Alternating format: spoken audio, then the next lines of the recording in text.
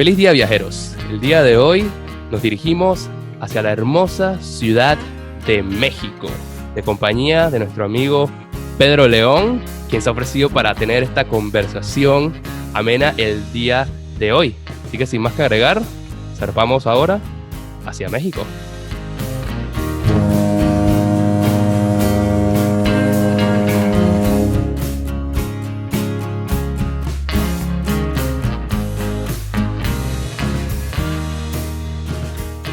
Pedro, amigo, ¿cómo estás? ¿Qué onda, Andy? Saludos desde México, bellísima y desastrosa Ciudad de México. Muy bien, todo bien por acá. Dentro de lo que cabe, viviendo la pandemia, la pandemia terrible, pero bien. ¿Tú qué tal? Yo nada mal, la verdad, aquí igual que tú, tratando de llevarla y buscando cómo entretenernos, y por eso nos propuse hacer este podcast para ver si nos distraemos un poco de todo lo que está pasando. Es que es necesario y demasiado encierro, la gente encerrada con sus pensamientos es muy peligrosa. Entonces tiene que sacar todo lo más que se pueda y platicar y mantener siempre las interacciones, pues es súper importante. Qué buena, está buena la iniciativa, Andy. Felicidades. No, gracias a ti, Pedro, por estar aquí con nosotros y compartir tu experiencia en esta cuarentena. Y bueno, dices bellísima y desastrosa a la vez. Esos son polos opuestos para describir a la Ciudad de México. ¿Cómo está la situación ahorita mismo por allá en tu ciudad? Fíjate que acá, el timing fue perfecto para el podcast de hoy porque justamente se decretó la fase 3 en México el día de hoy. Hoy decretaron la fase 3 y por la mañana, ya ves que aquí en México hay dos conferencias de prensa, la que da el presidente en la mañana y la que da el subsecretario de Salud, Hugo López-Gatell, a las 7 de la noche. Todos los días, igual que pasa en muchos países, dan números de infectados, números de fallecimientos y medidas que se van a seguir tomando. Pero hoy en la mañana se decretó la fase 3 de la contingencia. Eso, y aparte el día de ayer, en redes sociales, yo lo vi en Instagram, el subsecretario anunció que el levantamiento, o más bien retomar la vida cotidiana de manera paulatina, iba a empezar el 18 de mayo, pero de acuerdo a ciertos municipios o a ciertas ciudades, ¿sabes? Las ciudades que tienen como que menos casos van a empezar a retomar las actividades el 18 de mayo, y las ciudades que tienen los casos más significativos, pues hasta el 30 de mayo, ¿no? O sea, Ciudad de México, el Estado de México, y un caso súper particular en el norte, que es de las ciudades que también más casos tiene, van a retomar actividades hasta el 30 de mayo. Pero eso desde la parte oficial. El caso de la gente, pues sí es otra cosa. Y Pedro, mencionas la fase 3. ¿En qué se diferencia esta fase específica de la 2 y la 1? Supongo que son medidas un poco más estrictas de cara al 18 y al 30 de mayo, ¿no? Sí, de hecho, pues la diferencia más grande, pues, que yo veo es el tiempo que va a durar el distanciamiento social. La cosa que han llamado aquí en México Susana Distancia, no sé si ha llegado a otros países esta como campaña que organizó el gobierno de la Ciudad de México. Susana Distancia se llama la campaña. Entonces, pues reforzar esa medida que es el distanciamiento social, evitar todos los contactos físicos con las personas que tengas a tu alrededor, salir con las protecciones adecuadas. Igual las prohibiciones en cuanto a salir de manera coercitiva no existen, esa es la cosa. O sea, realmente tú puedes salir de tu casa y no va a haber no te van a detener, no te van a multar, cosa que en otros países ha pasado y que pues, sí ha funcionado. Y que aquí en México desde la fase 1, ni en la 2 ni en la 3 han empezado con estas medidas que la verdad a mí se me hace un poquito raro, porque sí en otros países, como te digo, se ha funcionado. Pero pues, sí, en eso se diferencia más que nada la fase 3, a mí. Empiezan a ser más estrictas las medidas de distanciamiento social. Entiendo. Y como tú ves la trayectoria ahorita mismo, tanto de las medidas impuestas por las autoridades, como las personas no siempre acatando las medidas, ¿tú ves quizás una fase 4 antes de entrar a ese periodo de normalización, el 18 y el 30 de mayo? Es que está complicado. Yo la verdad no lo veo. La verdad la fase 4 no creo que la vayan a decretar, sino que a partir del 18 de mayo, como te cuento, va a empezar a alivianar mucho más las medidas de enajenamiento social.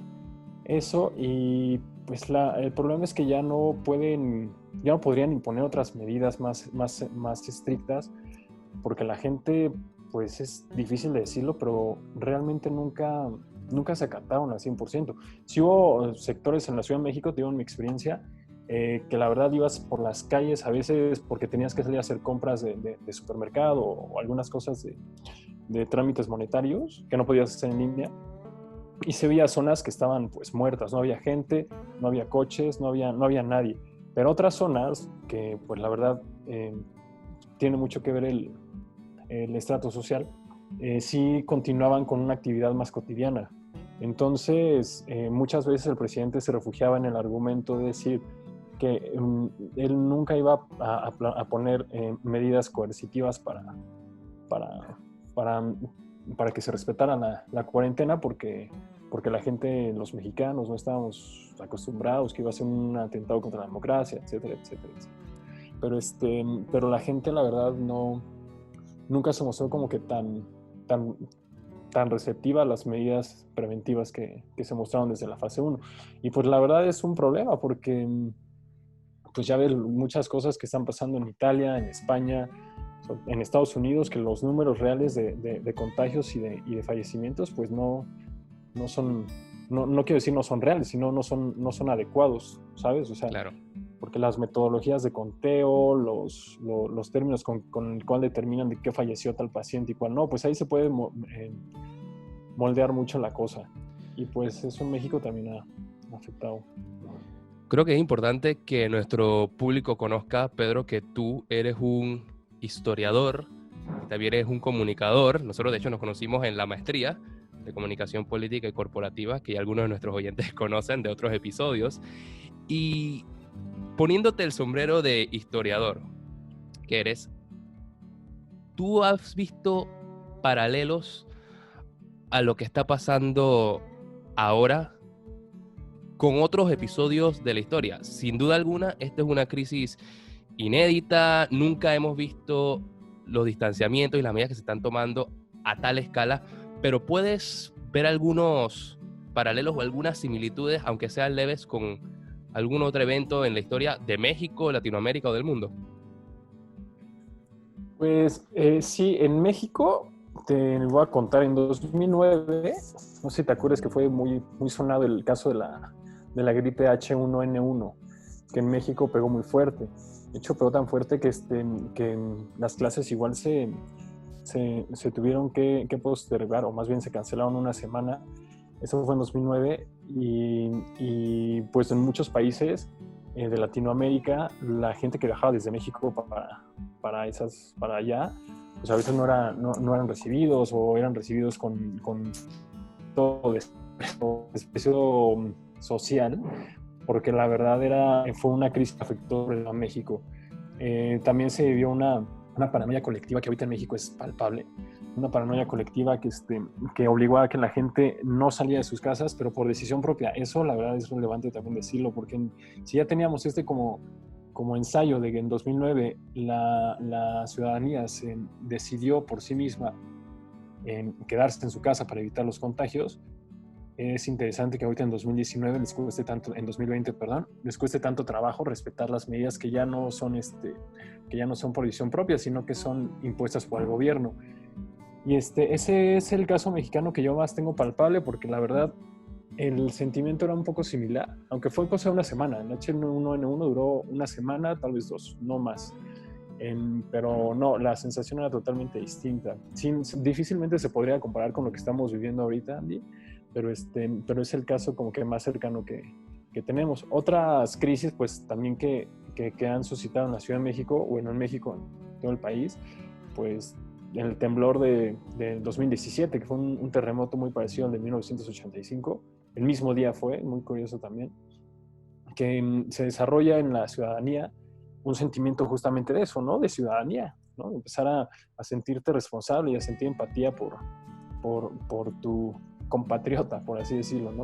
O sea, sientes empatía, empiezas a ayudar. Si el gobierno no empieza a tomar las acciones necesarias para solventar la crisis, la ciudadanía pues empieza a reaccionar cosa que que en el COVID, que en la crisis del COVID, pues no se ha visto tanto, porque si realmente existiera una empatía entre mexicanos, pues respetarían la cuarentena y no tendrían que salir. Claro, la gente que la puede respetar, ¿no? Porque pues hay personas que sí viven al día, como se dice aquí en México, y pues lamentablemente tienen que salir y tienen que hacer uso del transporte público y pues que lamentablemente, aunque ellos quisieran respetar la cuarentena, pues por sus condiciones sociales y laborales no lo pueden hacer. Yo creo que ahí, Pedro, entra el papel de la comunicación como un instrumento fundamental para precisamente generar esos sentimientos de empatía, de solidaridad, de civismo que llevan al ciudadano a tomar y acatar las medidas que son responsables para que salgamos de esta situación más pronto que tarde. Y por lo menos en México vimos un video, creo que ya sabes cuál te estoy hablando, que se volvió viral de su epidemiólogo en jefe, que entiendo que ya lo han cambiado. No recuerdo el nombre ahorita mismo, quizás me lo recuerdes. Y siento que de ahí, de las autoridades, si demuestran ese liderazgo, ese conocimiento de una manera precisa, de una manera que genere confianza, pues entonces ahí sí es más fácil que en la ciudadanía se generen estos sentimientos, ¿no?, que conversábamos, ¿no? ¿Cómo tú ves ahora que han habido esos cambios en el equipo de Fuerza Conjunta en México? ¿Cómo tú ves la comunicación cambiando? ¿Cómo crees que ha evolucionado a medida que se ha dado la crisis? Eso está súper bueno porque bueno, en términos de comunicación política, pues estamos viendo a nivel mundial una especie como de dualidad de liderazgos. No sé si seguramente ya lo notaste. Pon tú, ha pasado en Estados Unidos, ha pasado en México, ha pasado en el Reino Unido, ha pasado en España. Esta dualidad de liderazgos, que te digo, es, pon tú, Donald Trump tiene su conferencia, ¿no? Y al mismo tiempo, bueno, no al mismo tiempo, sino cuando surge la crisis del coronavirus, el doctor Fauci, creo que se llamaba, empieza también a tener muchísima participación pública, empieza a tener muchísima atención de la ciudadanía. Entonces, en términos de comunicación política, y fue un factor muy importante, porque mínimo en Estados Unidos, Donald Trump, al ver que estaba pasando esto, pues decidió quitarle un poquito de relevancia al doctor Fauci. Yo, la verdad, ahorita ya no lo he visto salir a dar conferencias, yo nada más he visto a Donald Trump. En Brasil pasó exactamente lo mismo. No sé si te acuerdas que Bolsonaro despidió a al ministro de Salud, claro, porque estaba también generando una empatía muy fuerte con la ciudadanía, ¿no? O sea, y en España, pues, pasa lo mismo con Fernando Simón, que es una voz súper autorizada al momento de hablar de datos en cuanto a coronavirus se refiere, y es la persona que más ha estado presente en la agenda mediática internacional. En el Reino Unido también, el ministro de Sanidad también ha tenido mucha presencia en cuanto a redes de prensa se refiere, y mucha atención pública. En México lo que pasa es justamente un efecto muy similar al que pasó en Estados Unidos, porque Andrés Manuel López Obrador, el presidente Obrador, tiene su conferencia en la mañana, y lo que te decía, ¿no? Hugo López-Gatell tiene su conferencia a las 7 de la noche, ¿no? La gente tiene mucho más rating la conferencia de López-Gatell que la que tiene el presidente. Entonces eso es un factor muy relevante, que se esté dando esta dualidad de liderazgos comunicativos que están empezando a impactar realmente a la ciudadanía, porque mucha gente ya ni siquiera ve las conferencias de Andrés Manuel López Obrador. Mucha gente ya seguía por las conferencias de Hugo López-Gatell, que es el subsecretario, que es el jefe del encargado de epidemiólogo que tuvo este error. Pero señor López-Gatell, ahorita, la verdad, no ha habido una encuesta plenamente enfocada al liderazgo y a la credibilidad que genera, pero es palpable en las conversaciones que es un tipo que te genera una credibilidad absoluta y la gente le cree. O sea, la verdad es un vocero en toda ley, aunque es una persona muy preparada, eso sin duda, pero el manejo que tiene frente a las cámaras, cómo responde a las preguntas, viniendo de una persona que no tenía asombriosa experiencia en medios, es un comportamiento, la verdad, notable frente a las cámaras y frente a las preguntas de los periodistas que hacen en su conferencia.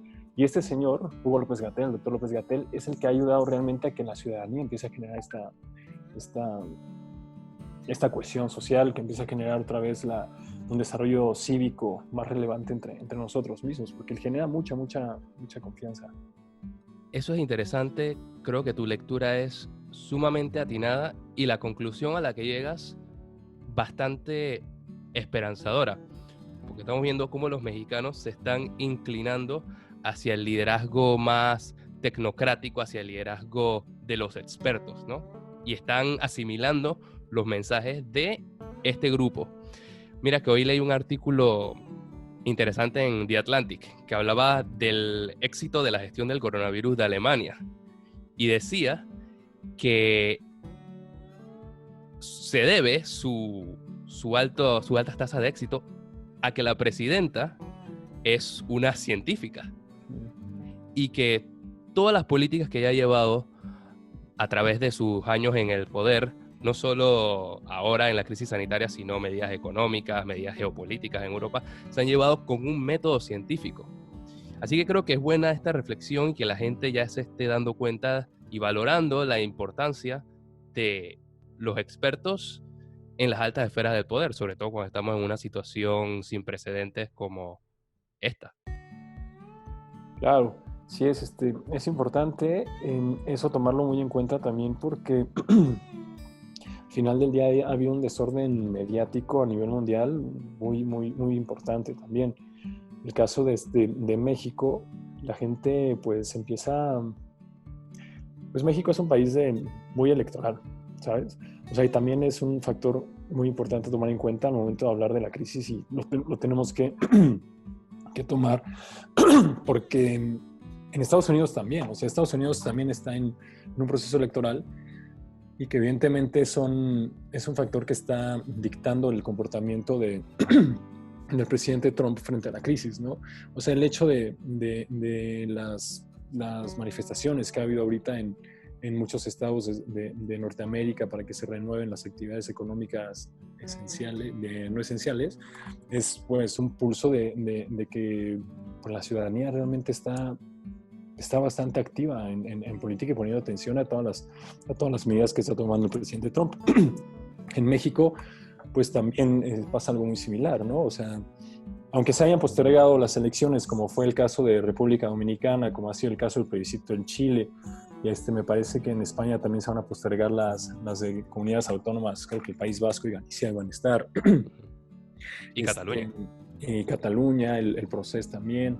Entonces, en México es muy importante siempre tú como gobierno tener en cuenta que cualquier medida que tomes o cualquier acción política que vayas a tomar va a impactar de una manera mediática en los ciudadanos que en 4 meses esos ciudadanos van a ser votantes, van a ser electores.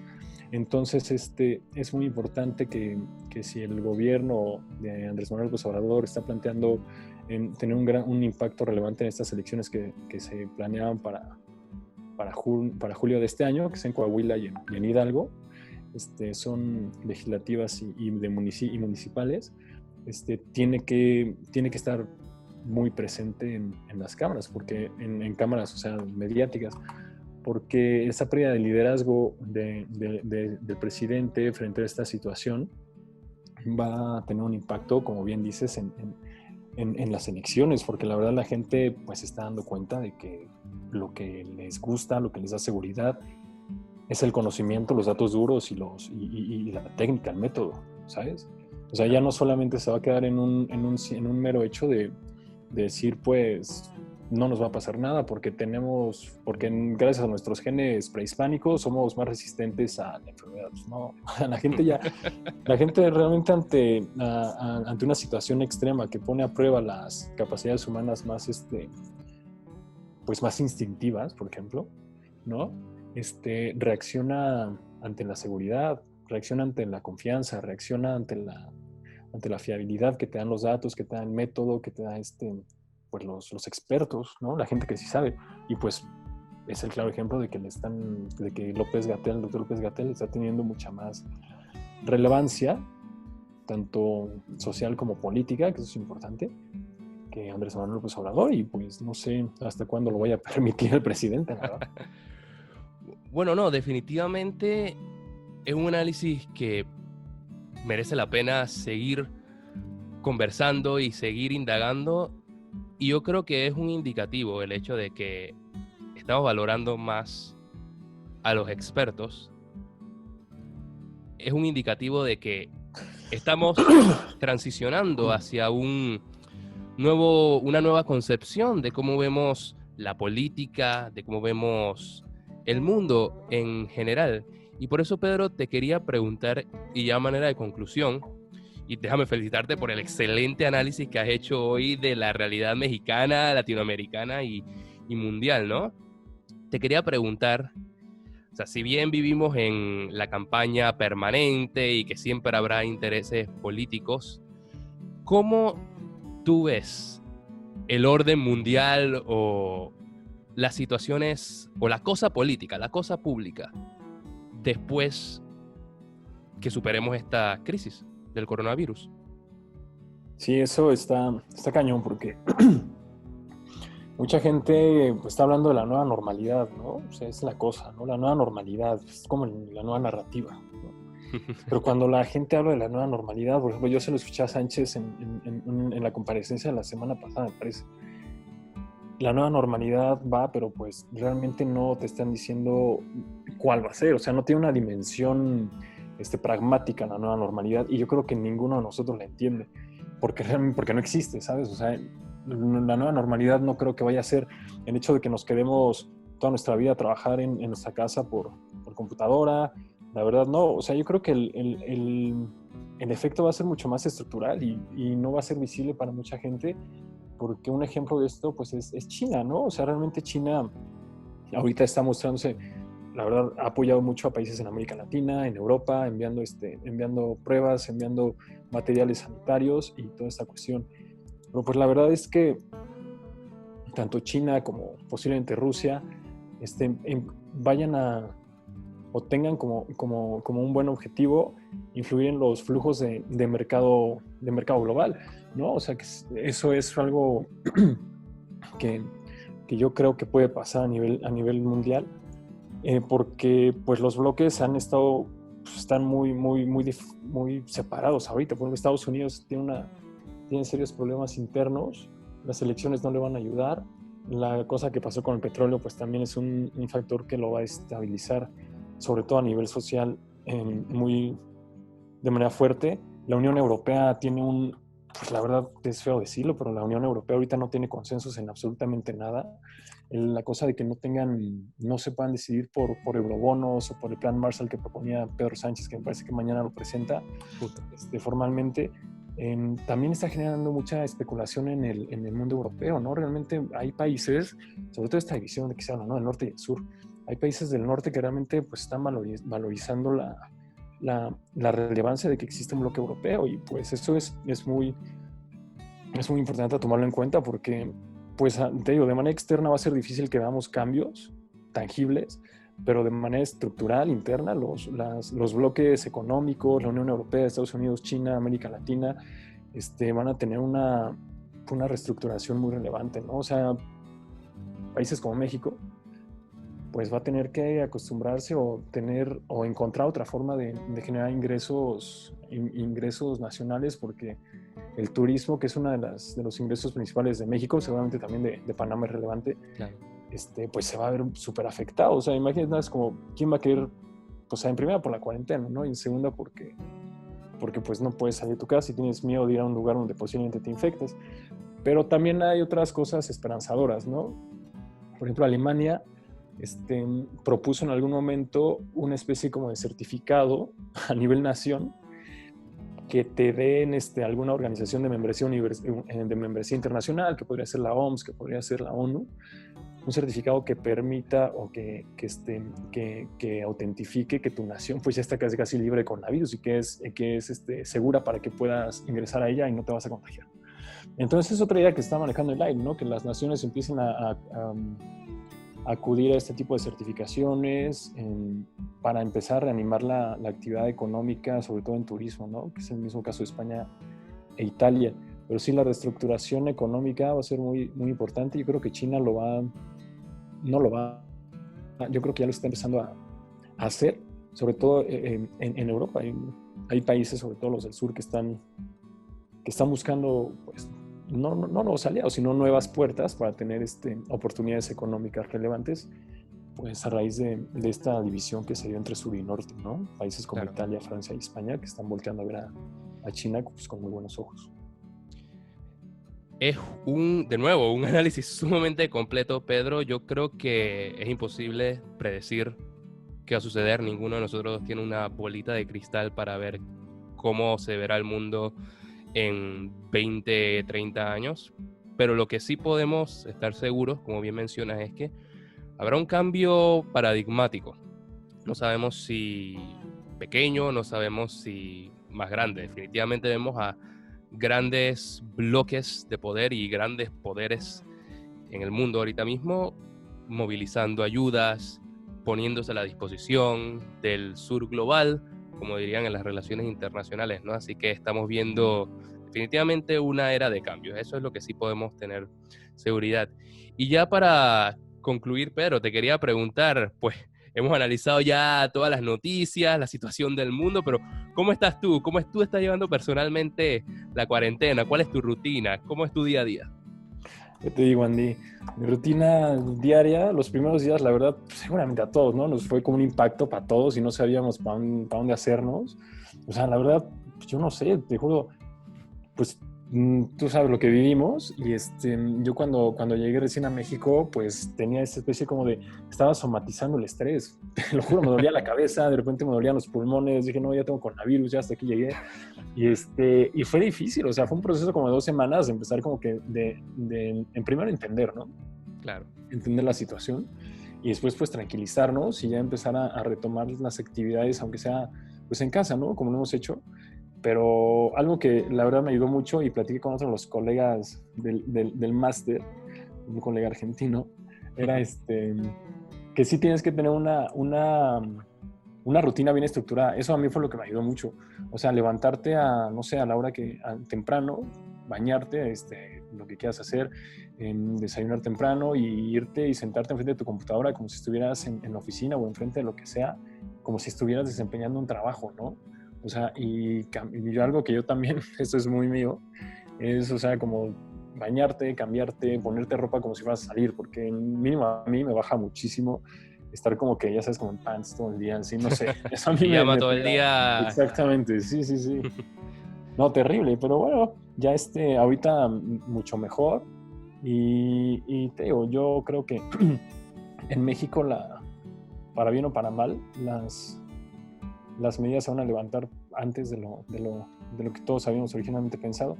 Y pues va a ayudar, ¿no? La gente, pues es que otra bronca es los niños. Los niños también, claro, en España, bueno, lo que está pasando en España, que no les dejan salir ni a nada, aunque ya ahorita están platicando las condiciones para que empiecen a salir otra vez.